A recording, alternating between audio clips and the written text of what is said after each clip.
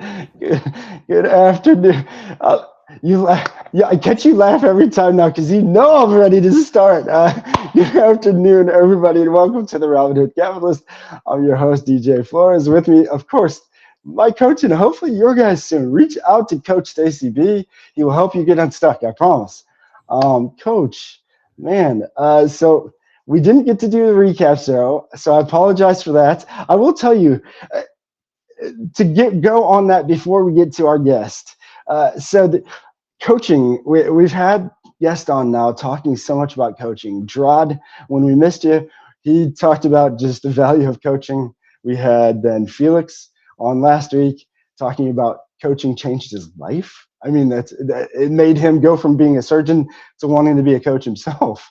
That's how much it changed his life, literally. And so I thought of, so Thursday was kind of was an aha moment that I didn't have because of unfortunately not very smart coaches when I was a baseball player as a kid, but they didn't know when to pull me off the field.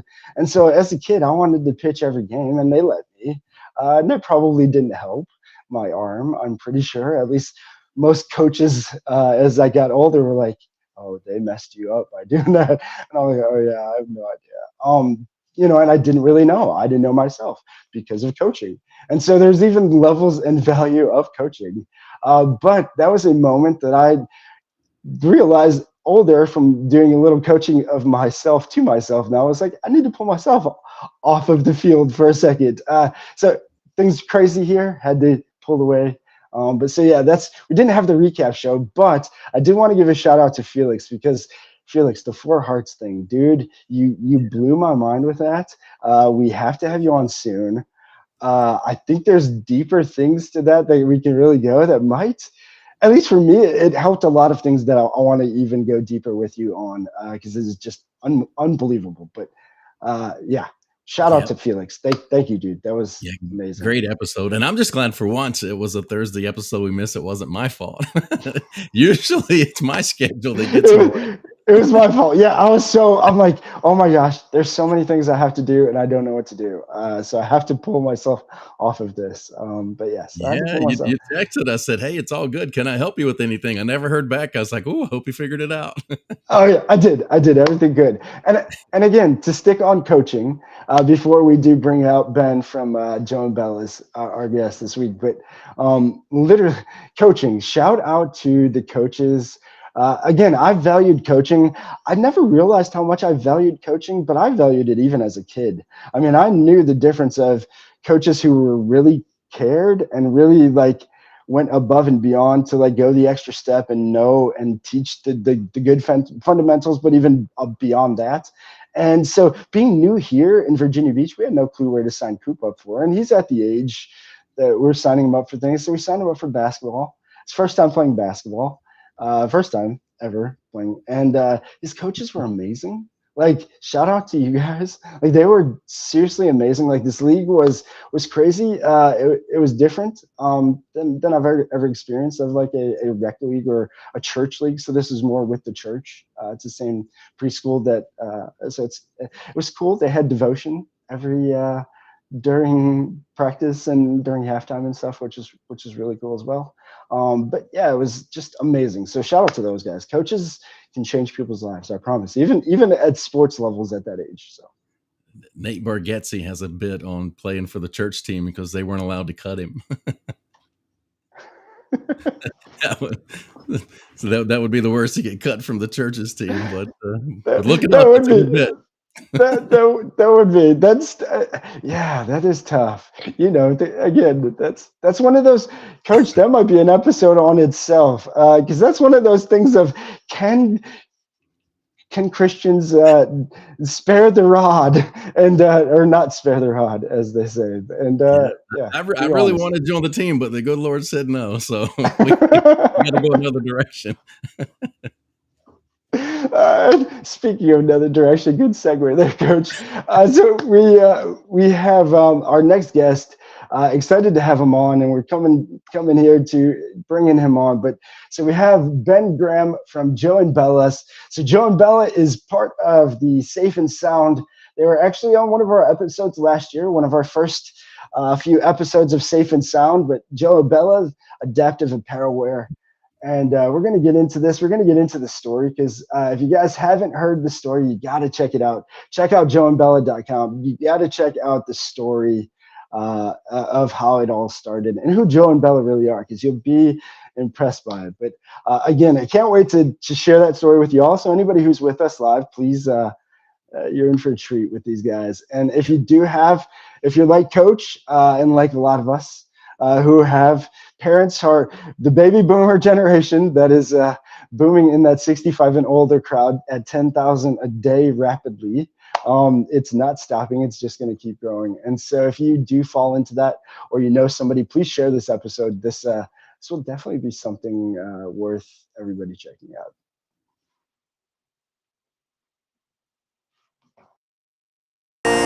You get one heartbeat song.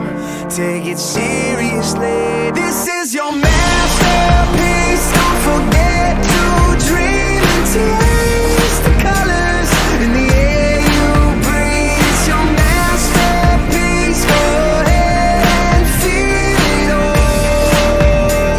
Don't stop till it is beautiful.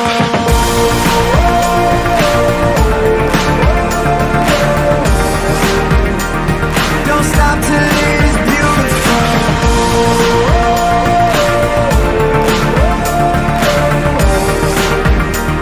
Don't stop till it is beautiful. All right, again, we have Ben Graham, the Vice President of Marketing at Joe and Bella's, here with us. We're going to bring him out, but before we bring him out, I did want to start with the story of how it all began and who Joe and Bella are. So in 2012, this is from Jimmy Zola, who is the founder of Joe and Bella. In 2012, after my grandmother fell one too many times despite in-home care, our family made the decisive decision to move her into an assisted living community. We believed she no longer had the physical capability to live safely at home. That evening, as we navigated this world thrust upon us, we were approached by Joe and Bella, two other new residents. With a touch of humor, they warmly introduced themselves and offered a helping hand. Joe and Bella were widowed Holocaust survivors who found each other later in life. Their families made the same decision ours did. They needed more care than what could be safely provided at home. 2 weeks later, we moved my grandfather, who was living with Parkinson's, into the same community. He and my grandmother were reunited, but shaken from the unexpected turn their lives had taken after 60 years in their own home. Joe and Bella were there again when my grandfather moved in, offering reassuring smiles and plenty of advice. From that day on, and for the many months that followed, Joe and Bella ate every meal with my grandparents. They quickly became part of our family, joining us for holidays and special occasions. We fell in love with our adopted grandparents. Joe and Bella made such a wonderful, positive difference in our lives. We're proud to honor their legacy and impact on our family by naming Joe and Bella after them. We hope you'll find Joe and Bella to be helpful to you and your loved ones too. And with that, we have Ben. What's up, man? Amazing. Yes. So Thanks for reading that. of course, man. I don't think those kind of stories and that gets enough play in where the foundation and what companies, how they started. And again, where Joe and Bella started was you were kind of sharing it with us. But if you could, I guess, start there with everybody and just tell them how it all started, because it's an amazing journey, and I'm glad everybody. Great purpose too. Yes. Yeah, we've been around now for about 4 years, which is wild to think that it's been that long. And I know a lot of times folks come to our website and they won't hit that About Us page or dig through the story, and they just think we're a company selling clothes. And really for us, this is deeply personal. We're wildly passionate about making clothes that are easier and safer for older adults to wear.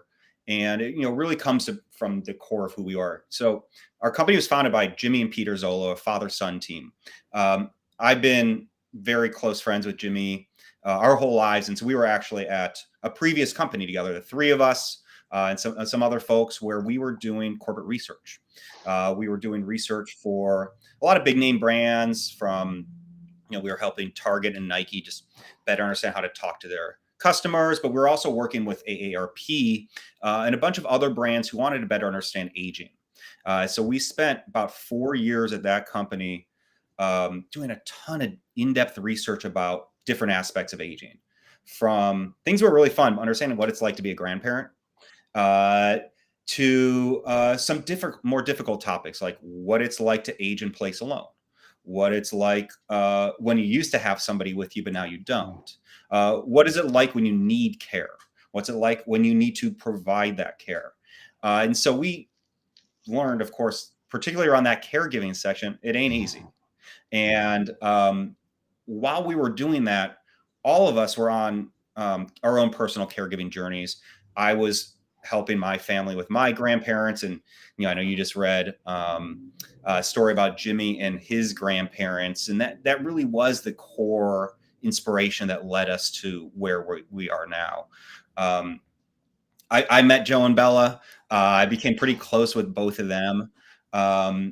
It really is just an amazing story watching, I was close with Jimmy's grandparents as well. So watching them move into this senior living community, and, while most adults don't move into a senior living community, that transition is really tough. Going from a family home where you spent decades surrounded by all your stuff, to, essentially, moving into a dorm-sized bedroom, and which is, one of the tougher downsizing tasks you're going to take in your whole life. Oh yeah. Realizing what you're going to bring with you, what aren't you going to bring with you, and you realize you got all this stuff.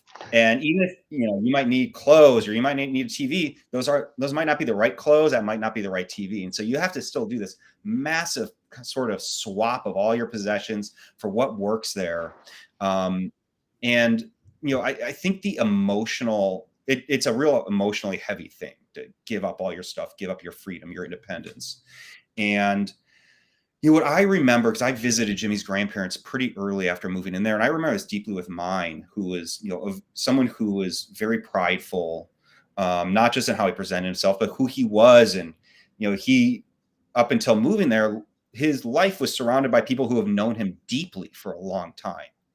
And so now it's like, it's like being that new kid at school where, like, you're standing in a room with all these folks who know each other and they don't know you, and you've got to show, like, who am I? For people who are familiar with, senior living communities, they might have those little memory boxes right in front of their doors where you can put pictures or keepsakes that allow people walking down the halls to know kind of who you've been, who you are. But what we learned was that the clothes you wear, is going to be kind of one of the key tools of showing people that first impression. And so my grandparents, Jimmy's grandparents, Peter's parents, were dapper folks. Jimmy always called his mother grandmother, and she referred to herself as a fashionista. She made sure, up, well into her 90s, her nails were as perfect as can be. She always had lipstick on, and she wanted to wear good clothes. And, she moved in because she couldn't take care of herself physically anymore. She had fallen out of bed a few times, and her husband, who was living with Parkinson's, would be woken up in the middle of the night, and it was on him to help her. And this was even with live-in care. And so, moving to senior living doesn't automatically solve all of her mobility limitations. And she needed a lot of help getting dressed. She was spending most of her time in a wheelchair. I think when folks move to senior living and they're now surrounded by professionals, there is like a level of burden that's lightened from you. Like your loved ones are in a safer place. They're going to be taken care of. I know when my grandfather moved in, I lost a little bit of that sort of everyday contact, understanding really what his life experience was, because I wasn't hanging out with him as much. And Jimmy and Peter went through the same thing. And I know all of us did when 2020 hit and COVID locked us, some of us in, locked other people out. And, senior living communities, if you remember, I know it's while it's been 4 years, but that was really kind of like the center of it at the beginning. The older folks were hit really hard. Staff that worked there, a lot of them just stopped coming because they're like, I'm not risking my life for this job. I have family at home. And so a lot of these places were understaffed and really stretched thin. And so, when Jimmy and Peter lost contact, with their loved one, on a daily basis, they really didn't know what her experience was like there. And they eventually were able to get one of the caregivers to do some occasional FaceTiming. It was few and far between. There were a lot of residents there, and Jimmy's grandmother didn't like doing it. She was not good at it. But one day they saw her, she kind of turned on the phone and said, "Hey, we're getting your grandma ready for the day," and saw her put a cardigan on her to help her get ready. Last piece of clothing she needed on. And cardigan's a big stretchy sweater. And we watched this professional caregiver who was fully dressed in like all the PPE, the gown, the mask, everything, and trying to gently drape that around Jimmy's grandmother. And she had to reach back for the other sleeve, and she just dropped a big old F-bomb. And just started laying into this poor caregiver because she was in a whole lot of pain. Oh, no. And like, it was shocking. We didn't know she knew that word. So like, we're like, oh my God, this poor grandma, poor caregiver. And then we're like, okay, this cannot be real. That's like the easiest piece of clothing she has to put on. It's the biggest stretch. She's like, what happens with all that other stuff? Is this what happens every single day? And we talked to the caregiver. Yeah, that's happening every day. It's horrible. She said it's a long process. It's painful. They don't get along because the grandmother resents the caregiver for putting her in this pain, even though she's doing her best. Yeah. And so, Jimmy and his dad were like, well, let's figure this out. What can we do to make this better? And so they went online to look for, like, I think they Googled things like clothes for old people, clothes for grandma, clothes for wheelchair clothes. And they found a couple brands that made clothes that were modified to be easier to put on and off. A lot of them were targeted for older adults, some for people in wheelchairs.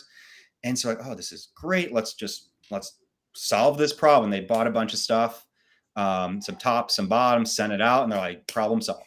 They checked in with her a week or so later after they saw the package was delivered, and she's not wearing any of it. They're like, Grandma, what's up? No. And she just said 2 words. You said, too ugly. And she was right. The stuff we found, it was. Yeah. We found it, and I remember Jimmy showed me, he goes, look what I'm buying for my grandma. And it was cheap. It was cheap looking. Like, you can even see through the website. You're like, oh, that's not going to last. It was not dignified in that it was so ugly. They're like, how can you put this on? Somebody who's taken care of herself, who's prides herself in looking good on a daily basis. And she knew right away, it wasn't even a debate for her. She's like, I'd rather spend all this time getting dressed, screaming at my caregiver, living with this pain, than wearing clothes I don't want to wear. And like realizing, my gosh, that's a terrible, it's a terrible trade-off.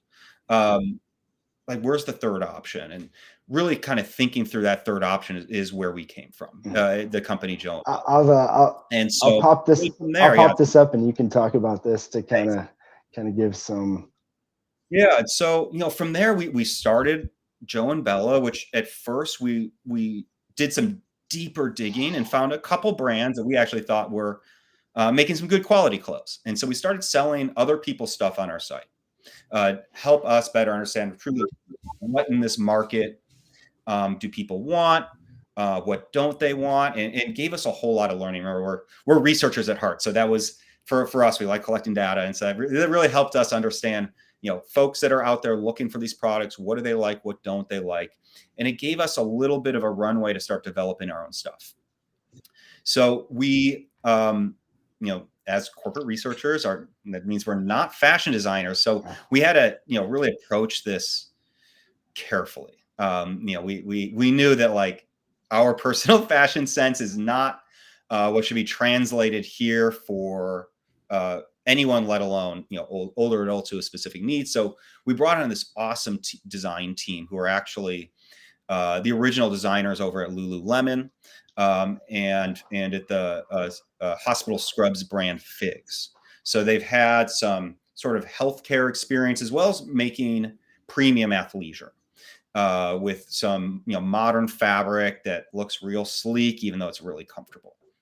And that's kind of the approach we wanted to take.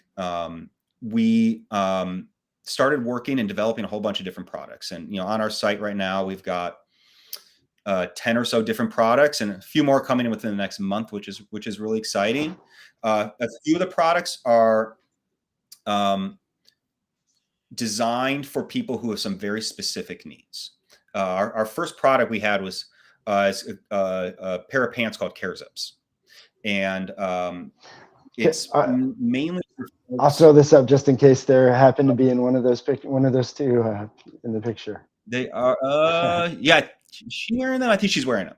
Yeah. So, and they've got, and you won't be able to see it here, but it's got a secret internal zipper that goes from like the inside of one knee to the inside of another knee. And so you're able to open up the pants, which is great for folks who aren't able to dress themselves, folks who use a catheter, an ostomy bag, incontinence products, need somebody who help them toilet. It makes that whole process easier and simpler and a lot more dignified. So yeah, so we've got some very specific products like that, but then we've got some broader products that will help people who have much more common age-related conditions or even non-age-related conditions, just to make dressing easier and simpler without sacrificing on style. Perfect. And now, Coach, I think he's calling out lazy people with that last comment. He might have a little bit. Coach, I know you have some questions, and you mentioned one of our favorite words is data. So I know we can talk about that as well. But yeah, Coach, you got anything?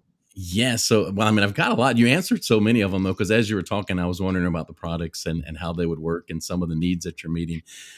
But from just I love the fact that an entrepreneur can see a problem and then say, I'm going to solve this problem. And so the entrepreneurial spirit in this story is also really, really good. So you go from collecting and analyzing data to reselling clothing to then designing clothing. I mean, that's quite a leap. So what as you were going through the process, what are some of the lessons learned just from the business side of things of being able to create a business that can have a great purpose like this? Yeah. I think the biggest is be careful with who you work with, and, try and work with people who are smarter than you, people that are more experienced than you, who know more than you. And I think, for us, when we realized like we're about to start a business where we're fish out of the water, this is not a thing that we have deep experience on. We're not going to act like it. So I think we approach this with a whole lot of both humility from our end, as well as I just think is a natural extension, a whole lot of respect for the people we're trying to serve. So that was one. And I think the other is, which I think is just related, is to just be really open to new ideas. And some of those ideas are just not going to work out. So we're okay if some things we make just fail. We're going through a very careful, deliberate design process. So most of those like failed products don't actually end up on our website. So each product we're working on some of these are taking us over a year to develop. Wow. And we that was I think we didn't realize initially that creating these sort of clothes was going to have such a much longer lead time than traditional clothing. And if you think about typical retail fashion, folks that are making button downs, they're not reinventing the button down. They're just making it, maybe the fabric's a little different. There's a new pattern on it. We had to reinvent some things, and that takes a while to get it right, especially if you're trying to make clothes for people who already have, physical limitations. You can't make it where it's like, that's good enough. It has to be, these clothes have to be perfect. And so that took us a while to truly kind of push the folks on our team who are, in that design process, and then seek out a whole lot of advice. We've got multiple advisory panels. We're working with an advisory panel of some really smart folks who used to, have CEO and executive positions at some major fashion brands, from Juicy Couture to David Yurman. And so they're really walking through and helping us fill in those experience gaps that we're missing. But of course, we also have we talk to these advisory groups more, folks who would be wearing the clothes, or folks who would be buying the clothes for someone they care for. And so we talk to groups of family caregivers, of professional caregivers, senior living professionals, and users all the time. We've got a bunch of, I'm here in Chicago. It's most of us are based around Chicago. And so we've got a bunch of senior living communities here where, if we're working on, so like right now we're working on a new women's shirt and we're putting a pattern on it. We started out very safe. All of our shirts were like black, white, and blue, solid colors. Yeah. The safest thing we can do. But a lot of folks, we want something more fun and exciting. So we're like ready to venture out into that. So we're making some shirts for women with some floral patterns on it and multiple colors and a little more bright. And so we're bringing these fabric swatches to senior living communities during their activity time, having really, the ladies there check them out, give their opinion, and then just, from an aesthetic point of view, a fashion point of view, that's been so valuable. But it's also been it's super smart too. I mean, in the end, like, it just makes the best business sense. Like, the businesses that do the best are the ones who listen to their customer in the end, because the customer is the one who's buying it. I mean, I love that you went right to coaching and advisor panels and mentors and understanding, you're in a newer kind of arena, but like, and obviously you guys with the corporate background and researching, what you guys obviously, I mean, again, jumping into a world that's, you were still familiar enough that you knew there was something there. What other surprises did you run into besides like the one you mentioned? I think so. In terms of design, I think one of our challenges is that there are a lot of people with a whole lot of different needs, and they all want a very specific solution. And it's taken us a little bit to just come to grips that that's just not going to happen at our scale. So we've realized like we're going to have to really focus around universal design. How can we provide the most help in a garment for the most people possible? And of course, once Joe and Bella is the size of Nike, we'll be able to have very niche and specific and custom made stuff. But we're a few months away from that. But yes. So, so that's, I think, been one big surprise. I think another has been just a challenge in how to communicate what we're doing. So if you remember, like when I first talked about kind of our origin story, and Peter and Jimmy going to find clothes, it's not like they didn't go to the computer and type in adaptive clothing, because they didn't know adaptive clothing existed. Yeah, I didn't know that term until DJ said this invite. Right? Yeah, exactly. Right. And so it's a term that most people don't know unless you got the clothes on you. Right. You don't know these, for the most part, exist. Now, adaptive clothes are all over the place. Right. Maternity clothes for women. The other opposite end, baby clothes. That's maternal. Those are adaptive clothes, right? They're all modified for specific needs. But a lot of us don't know that term, and some of us that do experience a little bit of stigma around it. The term as well as the product itself. And I think there are a lot of folks who are proud, set on their ways, and the last thing they want to do is be told to go to the bathroom, you need this special pair of pants. And I think for a lot of people, it's a tough transition. Now, you talk to our customers, they're like, once they get the pants, like, this makes my life so much easier, and they're fine with it. Particularly, I think when they see our styles and that they look sleek enough and modern and premium enough, to reflect their style and the clothes they've worn. But there is an emotional hump for a decent amount of people to get over. I remember talking to my grandfather once in a senior living community. He just looked at me and goes, "Can you believe all these old people here?" I'm like, "Grandpa, you are 90. Like, you're the oldest one here."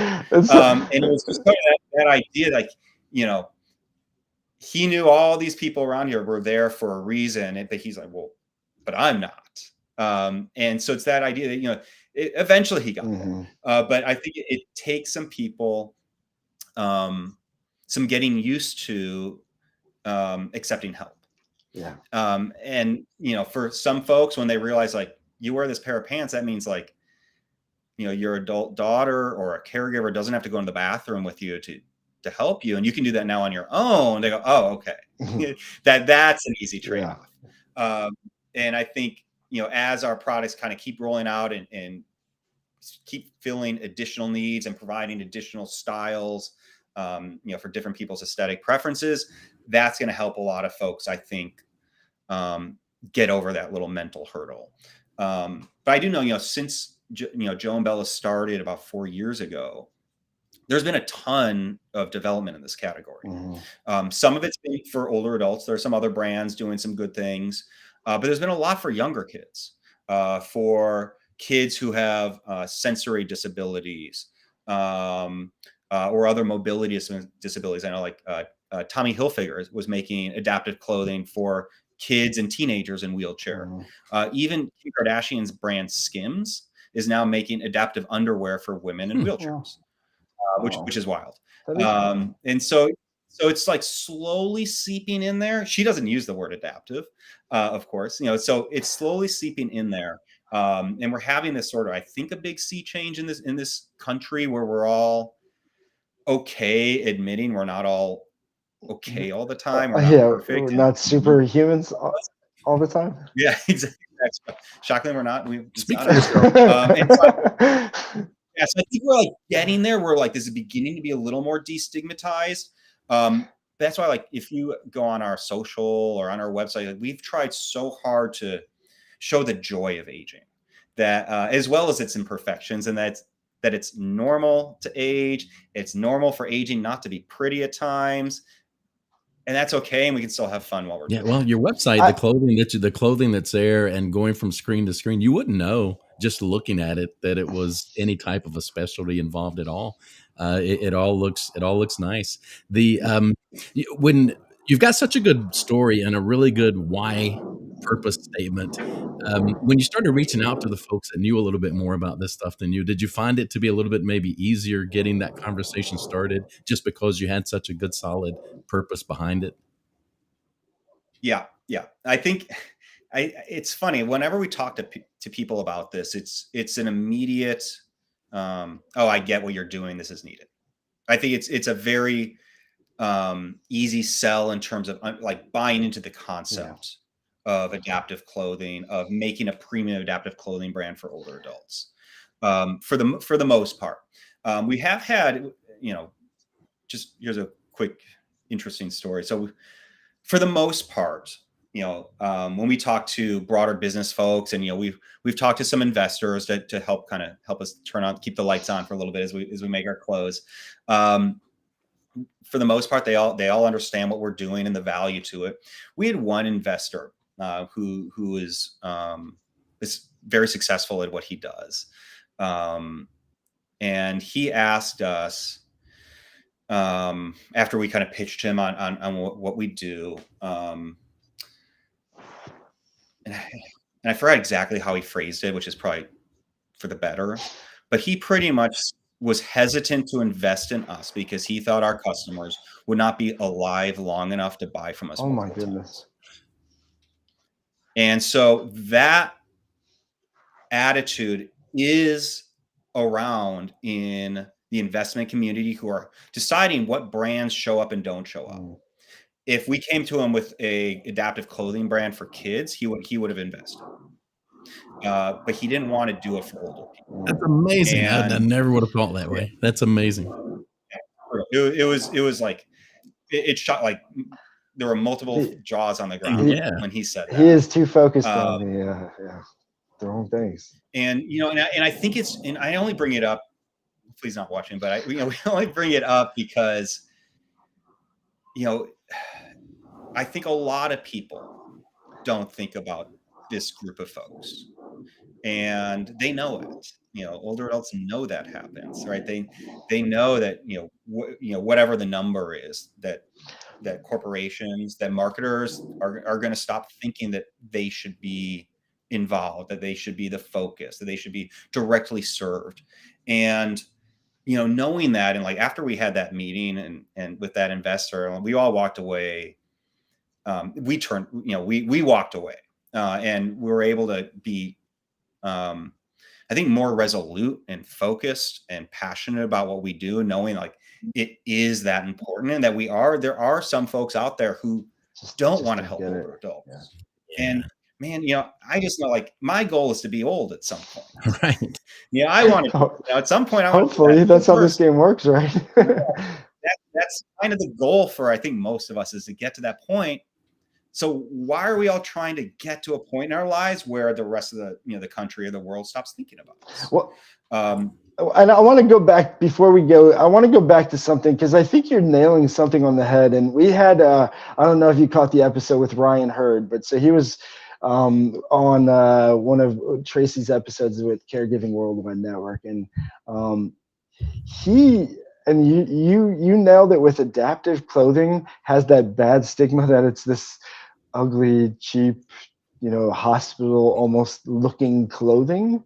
And so I think that's where that name gets that stigma, but it's kind of the same thing that Ryan mentioned about caregivers. There's a lot of people that just don't connect with the whole idea of caregiving. So it's trying to, like you said, one, get over a stigma, but then also like shine a light, like you're mentioning, on the fact that that crowd that we're talking about, that we're all hoping to get to, is that the crowd that is going to be the largest that we're going to see, especially at the rates of people have kids. Please start having kids. But at the rate that we're having kids, like we're never going to see this kind of generation again. So like, literally, it is something that we do need to really focus on. That's what I think is probably why there's a big push. But so I love, again, your story and the fact of you still not shying away from the adaptive clothing, but trying to make it a new version of that. It's funny, that was my vision of flea markets. Was, again, the flea markets were an older idea and obviously have a terrible name. And it was even the idea that there could be fleas or stuff in this used old stuff. Yeah. And so that's what uses that stigma. But they're so amazing things and products and no-name products or lower end products very similar that were out of necessity, that are on a local level, that are at flea markets that nobody will ever know of. And it's that they have this stigma again of the same thing. And so before we get into the new partnership that you guys have, because I want to go into the Seth and a little bit of what you guys have coming. And so I almost transitioned you from there when you're talking about the clothing and the fashionista style of it. But I will throw up the Seth, and we'll go there. But this Seth, so this is the Seth. If you could give a little background on this, and I'll throw up Seth and his wife, and we'll start there. Sure. So I know earlier I was talking about us trying to make a bright, joyous, fun shirt for women. This is our version for men that does that, and we made it with this guy. I'll do that. Yes. So Seth and Lauren Rogan run a nonprofit called Hilarity for Charity. I believe it was one of Lauren's parents lived with Alzheimer's, and so I think for close to a decade now, Seth and Lauren have been running this charity, and they raise funds to support families who are impacted by Alzheimer's. And it's become a pretty successfully large charity in the space and does a whole lot of good.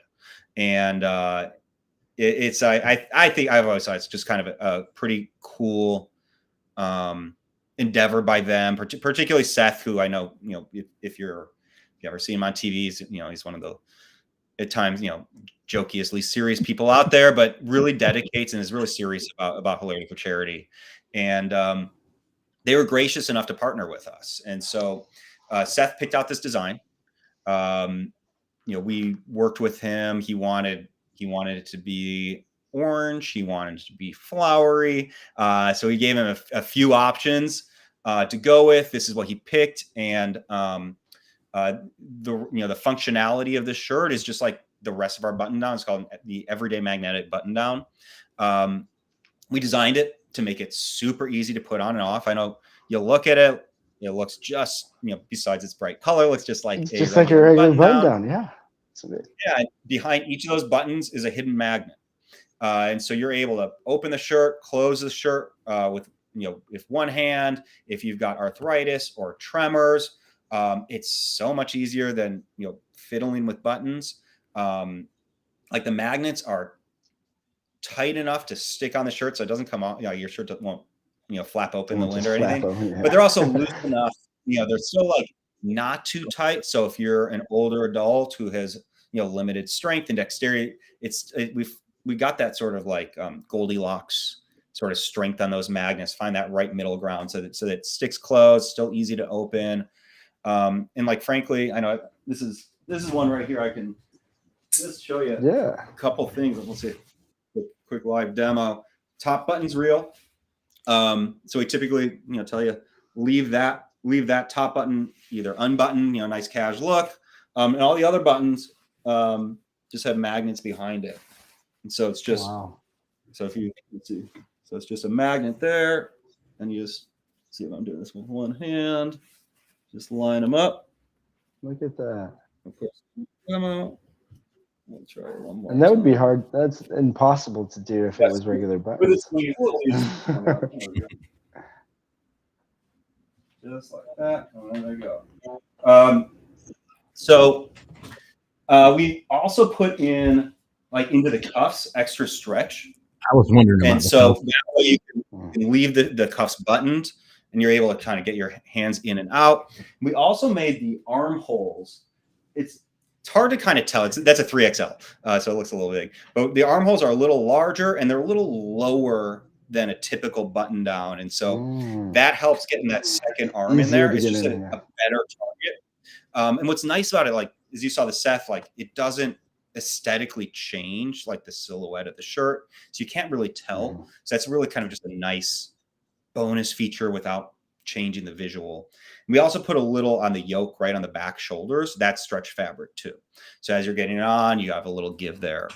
So we've got like this blue version, we've got one in white, and then the Seth we also made in like a relaxed fit version, so it's a little extra wiggle room there. So these ones are a little more kind of tailored, classic fit, and Seth is a really kind of ideal, like, keep it unbuttoned, nice loose fitting shirt.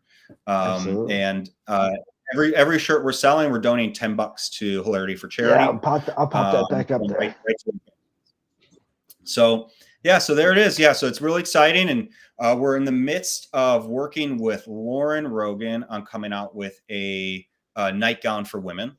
We actually, this morning, we're reviewing those patterns. We're making essentially a magnetic button down, but it's gonna be a nightgown. So, a little longer. It's gonna look just like a traditional nightgown. We're likely coming out with one version with magnets. One version might even have Velcro. I think, as we've learned, there's not a perfect closure every time. Some people we love magnets, but if you've got a pacemaker, or you've got like a metal bed railing, you might not want a nightgown with magnets. Or you got a whole lot of necklaces or something. So some people would prefer the Velcro. Velcro is super easy, but it also gets lint and stuff trapped on it. So there are trade-offs for everything. And then, our pants and stuff, we love using zippers. Oh, man. And so many people have relegated themselves to just basic slip-ons, like sweatpant type pants and pullover shirts and that sort of thing. So having an option is amazing. Yeah, we've talked to so many folks who have said, like, I haven't left the home in months. We talked to a younger person who bought our chinos that have zippers that go from the waist to the ankle, and he's like, I can go into. He said he's never had the confidence to go in the office. He's a paraplegic, uses a wheelchair. He's like, I didn't want to go into the office in a wheelchair and sweatpants. Now he does it in our chinos, and so it's literally opening the doors to folks who have really remained with those doors closed for a long time. So we're pretty proud of having those chinos, giving that sort of business cash vibe, for the folks that need it. I think, not just younger folks in the office, but I know when I go visit my grandpa and you go see everyone in that, his senior living home, they're all wearing chinos and, nice khakis and button ups and stuff. I don't think that's what I'm going to be wearing if I end up in the home. But I know this generation, that's what they're wearing now. So of course we're going to make, clothes that they want to wear. Is there, like you mentioned earlier, kids, a lot of times you've mentioned on this kids, and my daughter is a clinic director. They work with kids and families of kids with autism and very special needs.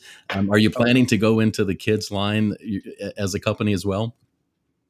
Yeah, a lot of people are asking that. So we would like to. We have no plans as of yet. And I think really, as you can tell, our heart is really with older adults, and there's a whole lot still to do here. So we think once we can kind of truly figure this area out, we'll be able to expand to younger folks, whether or not it's just, younger adults or kids, and be able to, kind of take our designs and functionality and then just, apply it to different styles of fashion. So we'd like to do that in the future, and know there's a huge need for it. That's for sure. Yeah, well, just the I guess like the pebble on the pond effect of making it easier for somebody to help to that relationship, because my parents are in the situation where they have to help each other and they get frustrated with each other and all these things. And so whether it's two people together or a caregiver, just easing that process of getting ready, because it takes a long time. My parents are 89 and 86. It takes a lot of their morning just getting up and getting ready. It does. And, we've seen, a whole lot of research that shows two things that I think are really interesting. Caregivers report the most tension with their care partner during dressing time. And a lot of them say it permanently impacts the relationship. Sometimes that's because of what they want to wear, like what they want to match together. But most of the time it's around the actual process of getting dressed. For some adults, like Jimmy's grandmother's, because she was cognitively sharp, but experienced pain with every little movement in her body. For other folks who might be living with cognitive changes, whether or not it's, early stages or even mid or late stages of dementia or Alzheimer's, getting, you're now living where your executive functioning has changed, and simple tasks like getting dressed are not simple anymore. And something as routine as putting your head in the hole of a shirt could become a scary, tense, frustrating moment. Or painful, like you said, with Jimmy's grandma. And so even that's why some of our clothes we've even designed specifically for those moments, for people who are, no matter what, are going to need somebody's help to get dressed. And so we've got a shirt for men, a shirt for women. I have a series of snaps along one of the shoulders and down the back seams that open up kind of like a hospital gown. So for those folks who don't want to stick their head in a hole, or who are unable to raise their hands over their head, you can, stick them in this way, and your care partner can just wrap the shirt around gently, snap you in, and it's a much simpler, calmer experience for those who are living with and you can, I wish I had one of those pictures, but I've seen from the website. I mean, you can not even tell that it buttons together that way once it's fully on either. Yeah, it was really it took us a long time to figure out how to do that, because sure, there are a lot of other brands that have shirts that open like this, but it's very obvious that they do. And one brand has a series of snaps right down the spine, which not just is obvious, is wildly painful and uncomfortable. Others that have an open back, but it flaps open, and so if you sit down, your half your back might be exposed. So we really wanted to do this in the most dignified way as possible, which includes making those openings look really discreet and seamless, so it doesn't look like you're wearing some special clothes.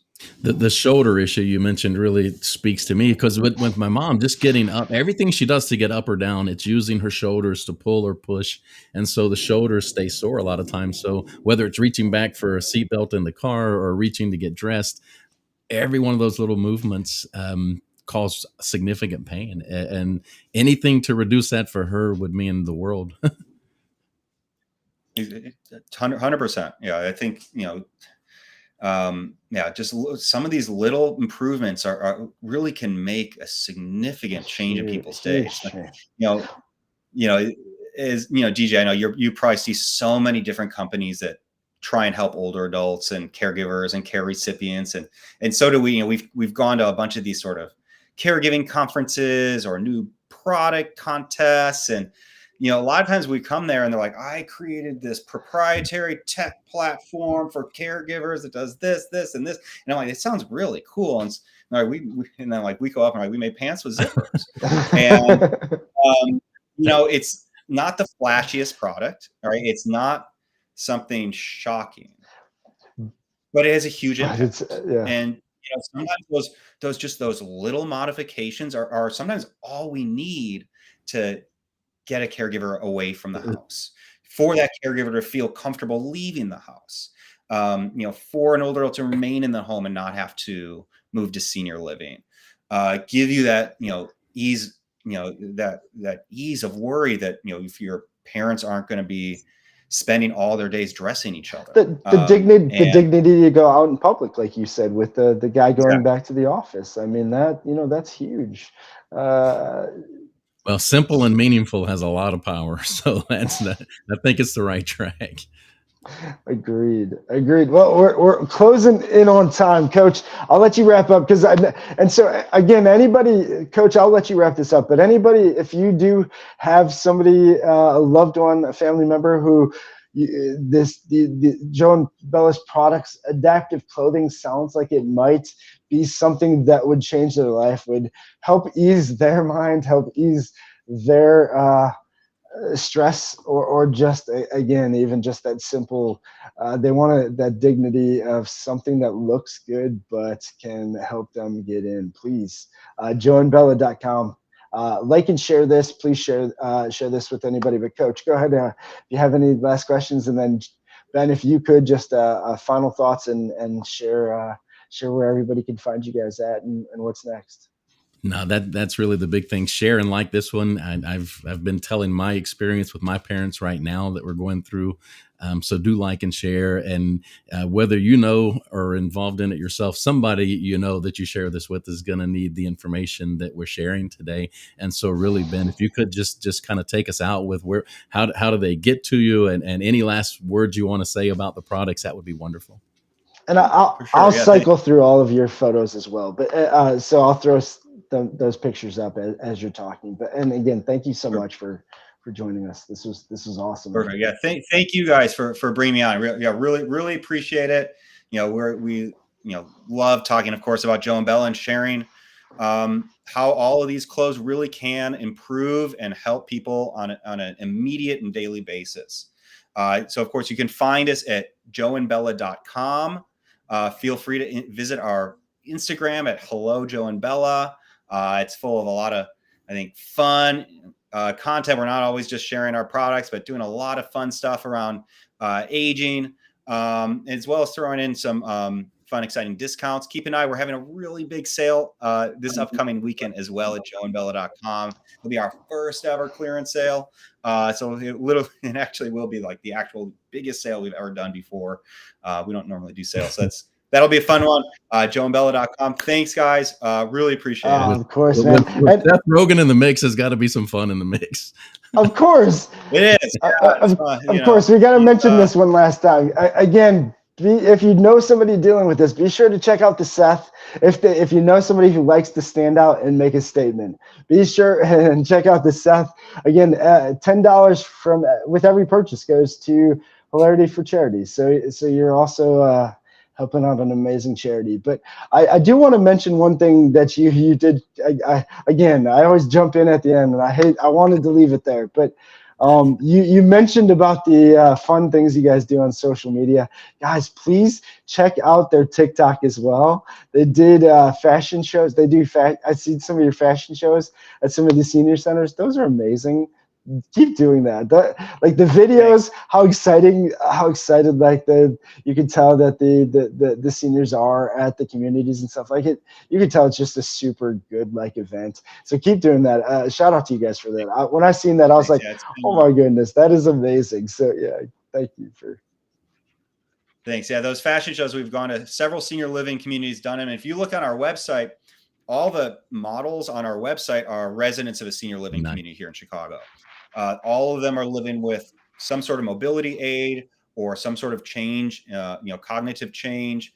And they were in assisted care, memory care. It was an amazing week over in Lincoln Park with these residents. But they all look great, of course, in the clothes. And you can see what real folks look like. People who actually use these clothes. It's our, kind of close to our heart. We want to be as authentic and genuine with our marketing as possible. Not put these on professional models. So they're on real people. So we can really see it. And it's amazing. So you would on the surface think with this product, Instagram and TikTok aren't where you need to be, but that's where people like us are that are helping the folks that need it. So brilliant strategy to be where you need to be. I like that a lot too. Yes, kudos to you guys. That was awesome. I can't wait to break this down, Coach. The story of it all, who Joe and Bella are. Obviously, you guys are definitely doing them proud by what you're doing. I mean, they clearly sounded like they were two amazing people, and so yeah, what you guys are doing is just amazing. So, guys, please again, if you do know anybody looking for adaptive clothing at all, send them over to joeandbella.com. Please. Share this with anybody who you know might have someone. Or you don't know. It doesn't matter. Just share it. This is big. This is important.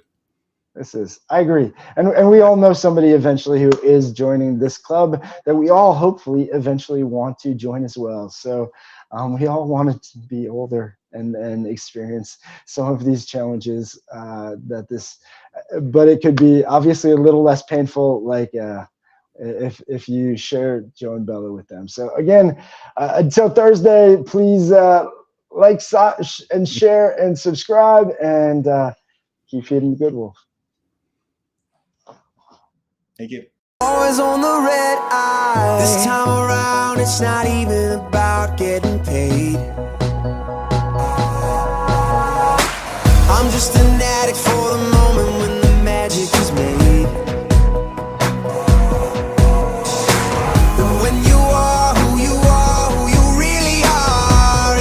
You through hell. Spend a day in the skin that you wanna live in and see how it feels while the world